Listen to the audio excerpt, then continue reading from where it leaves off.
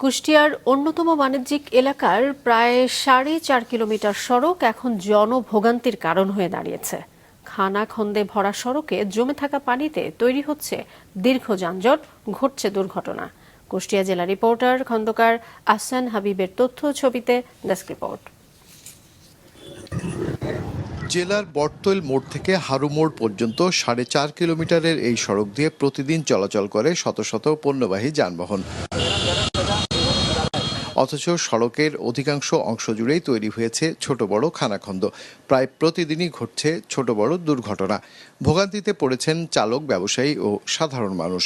গাড়ি ঘোড়া চলা অনেক কষ্ট, জাম বাঁধে, ভাঙাচোরা দেখা যায় না, গাড়ি মাঝে উল্টা যায়। কে আছে কেউ আছে? এটা কেউ নাই, সবাই স্বার্থপর, সবাই চোর।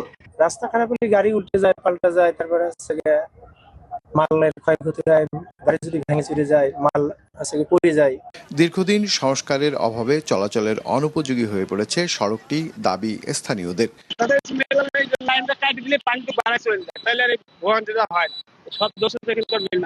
অনেকদিন ধরে দুর্ভোগ। সড়ক ও জনপথ বিভাগ বলছে সড়কটি সংস্কারে ঊর্ধ্বতন কর্তৃপক্ষের কাছে প্রস্তাব পাঠানো হয়েছে। আমাদের ওখানে আসলে জলাবদ্ধতা হয় এবং ওখানে দুই পাশে অনেক রাইস মিল আছে এবং এই কারণে ওখানে আসলে আমাদের পরিকল্পনা রয়েছে, ওখানে আমরা ঢালাই রাস্তা করার জন্য পরিকল্পনা রয়েছে। আমরা ইতিমধ্যে একটা প্রস্তাব প্রস্তুত করেছি এবং ঢাকায় পাঠিয়েছি। দেশের অন্যতম বড় সরু চালের মোকাম কুষ্টিয়ার খাজানগর এবং পোড়াদহের কাপড়ের বড় হাটে যাতায়াতের অন্যতম রুট বটতৈল মোড় থেকে হারু মোড় পর্যন্ত এই সড়ক। মোস্তফা জামাল, মাছরাঙা সংবাদ, খুলনা।